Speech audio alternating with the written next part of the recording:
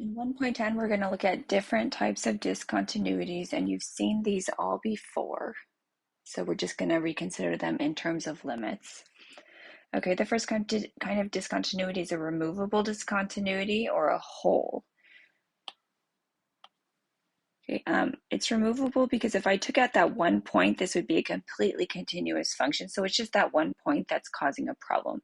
Okay, for a hole, the limit behavior we're looking at that tells me that this is a hole, let's call this graph f of x. In this case, the limit as x approaches 2 of f of x, where the hole is not equal to the actual value of f of 2.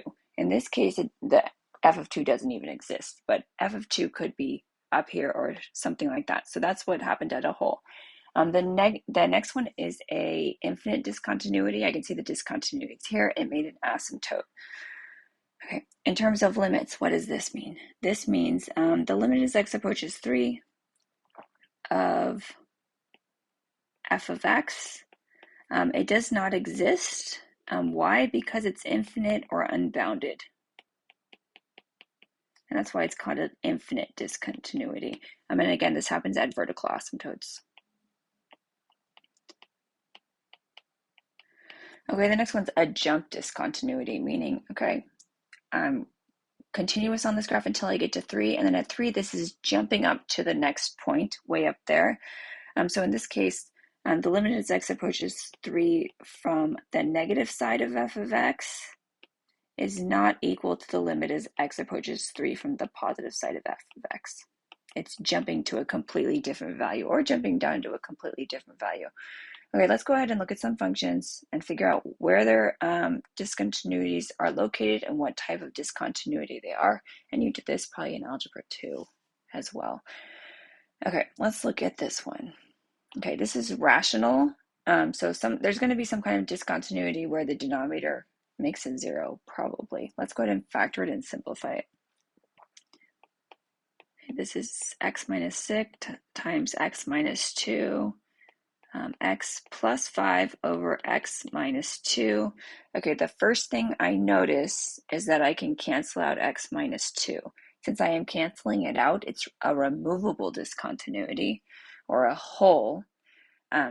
Where does it occur? It occurs at the value that makes this 0. So in this case, at x equals positive 2. So at x equals 2, there's a hole or a removable discontinuity.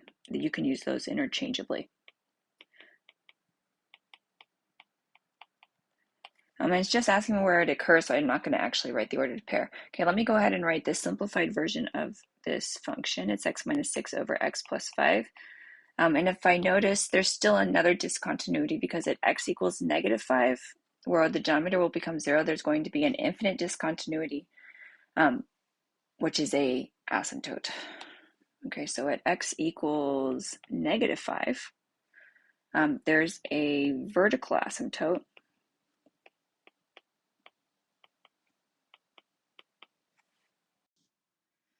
Which could also be called non-removable discontinuity or an infinite discontinuity.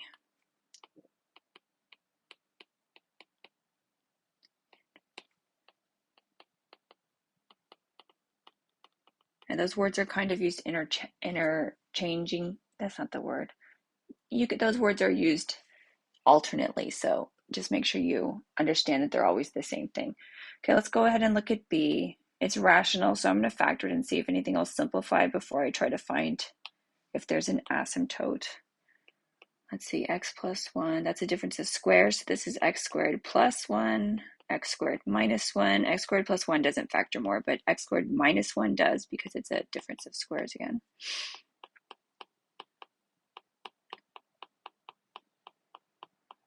Okay, right here I can see that I can cancel out the x plus 1. Since I can cancel it out, I can remove it. So at x equals negative 1, there's a hole, or you could say there's a removable discontinuity. Okay, what am I left with after I do that? Let me write over here. I have 1 over x squared plus 1 times x minus 1. From the x minus 1, I know there's going to be an vertical asymptote. Or you could say an infinite discontinuity. Okay, now what about the x squared plus 1 situation? Let me set x squared plus 1 equal to 0 and solve for the x value that will make that the denominator 0. So x squared equals -1. If I square root both sides there, I'm going to get an imaginary number. So that's not going to produce any extra asymptotes than the one I have. Okay, let's look at 2 more. Okay, h of x equals the tangent of 2x for 0 is less than or equal to x is less than or equal to 2 pi. Okay, in my head, I know the tangent graph does have asymptotes, so there's going to be asymptotes. I'm going to rewrite the tangent of 2x as the sine of 2x over the cosine of 2x, so I can remember where the discontinuities are at. Okay, so what's the problem? I don't want the denominator to equal to 0, because that will make this undefined. So this is going to be undefined when the cosine of 2x is equal to 0. Okay, so I just needed to figure out when the cosine of 2x is going to equal to 0. Okay, now I'm thinking in my head, okay, if the cosine of 2x equals 0, the cosine is equal to 0 at pi over 2 and 3 pi over 2.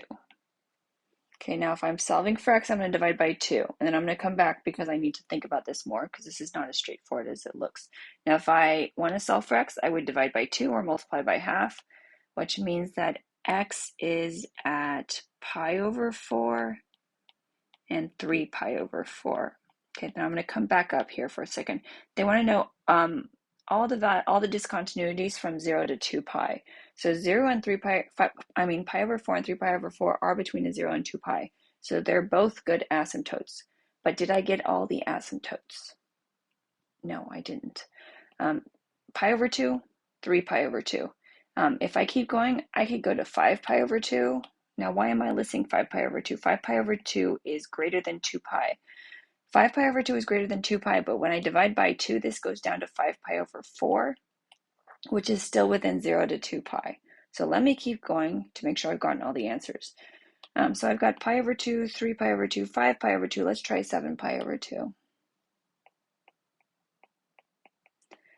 Okay, 7 pi over 2 is higher than 2 pi, but when I divide it by 2, it goes down to 7 pi over 4, which is still within the restriction 0 to 2 pi. Now, what if I kept going? I had 1 pi over 2, 3 pi over 2, 5 pi over 2, 7 pi over 2. I would have 9 pi over 2. If I divide that by 2, I get 9 pi over 4. 9 pi over 4 is bigger than 2 pi, which means it would not count.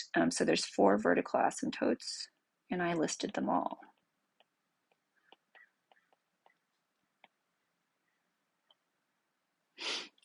Okay, let's go ahead and look at the last one. Okay, it says f of x equals x squared minus 1. There's no denominator, so I don't think there's an asymptote. I can't think of any asymptote. What would this be? This would be a parabola. Okay, so this is a totally continuous function, so there are no discontinuities.